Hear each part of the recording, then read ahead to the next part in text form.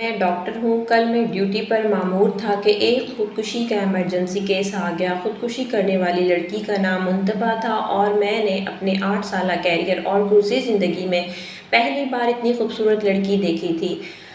مریضہ حالت بے ہوشی میں تھی۔ اس کو اٹھا کر اسپتال پہنچانے والے اس کے والدین تھے۔ والدین بھی ماشاءاللہ بہترین پرسنالٹی کے مالک تھے، مگر اس وقت بیٹی کے عمل نے ان کی حالت کو قابل رحم بنا رکھا تھا۔ پتہ نہیں کیوں مجھے لڑکی پر پیار اور اس کے والدین کی بے بسی دیکھ کر بے انتہا کا ترس آ رہا تھا۔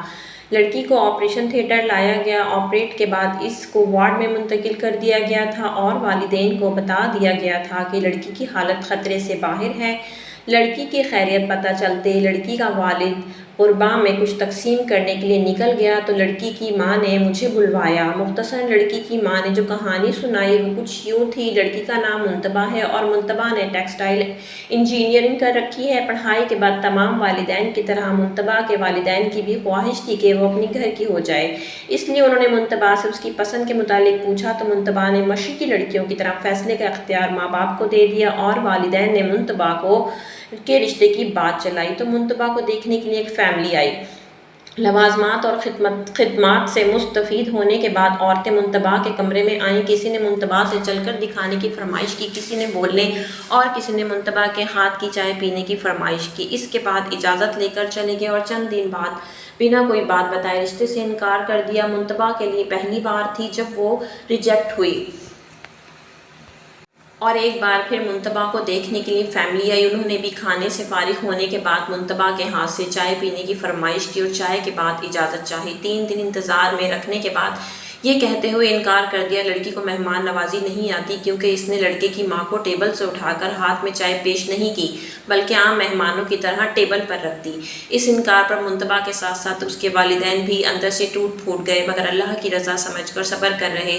پھر ایک نئی فیملی آئی۔ اس فیملی کی خواتین کے بیٹھتے ہی منتبہ نے ان کے جوتے تک اپنے ہاتھوں سے اتارے، وہیں بیٹھے بیٹھے ہاتھ دھلوائے اور پھر چائے پیش کی۔ اس فیملی نے ہفتے بعد یہ کہتے ہوئے انکار کر دیا کہ آپ کے بیٹے پر جنات کا سایہ ہے، ورنہ کوئی میزبان پہلی بار گھر آئے مہمان کی اتنی خدمت کہاں کرتا ہے۔ پچھلے 8 سالوں میں 100 سے زائد لوگ رشتہ دیکھنے کے لیے آئے مگر کوئی نہ کوئی عیب نکال کر چلے گئے۔ کل ایک فیملی آئی، انہوں نے لڑکی کو باقاعدہ ہر لحاظ سے ٹھیک قرار دیا مگر یہ کہتے ہوئے انکار کر دیا کہ منتبہ کی عمر زیادہ ہو گئی ہے اور احسان جتاتے ہوئے کہا کہ اگر آپ زیادہ مجبور ہیں تو ہمارا ایک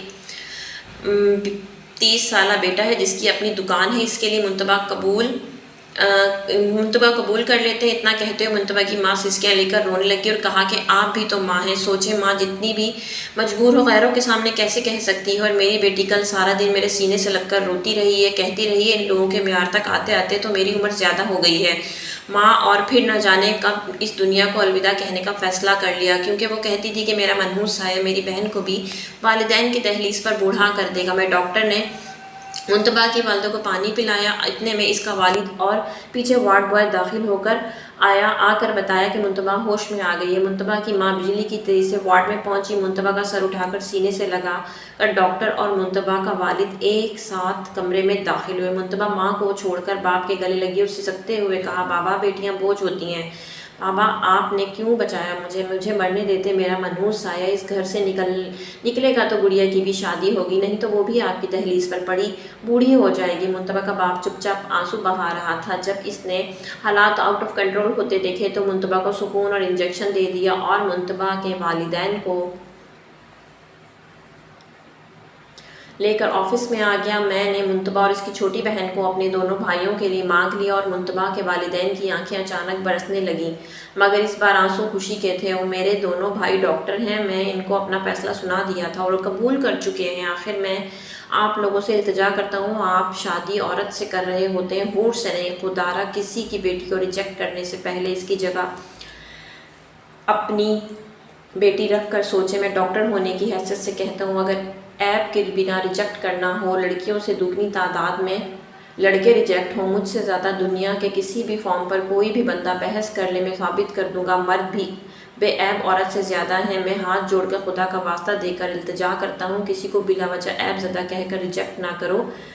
آپ اللہ کی مخلوق کے عیبوں پر پردہ ڈالیں، اللہ آپ کے عیبوں پر پردہ ڈالے گا۔ آپ کے نکالے عیب اور انکار لڑکیوں کو قبر میں دھکیل دیتے ہیں، آپ کی نیک دعاؤں کا طلبگار۔ تو امید کرتی ہوں کہ آپ سب کو ویڈیو اچھی لگی ہوگی۔ لائک شیئر اینڈ سبسکرائب ضرور کیجیے گا۔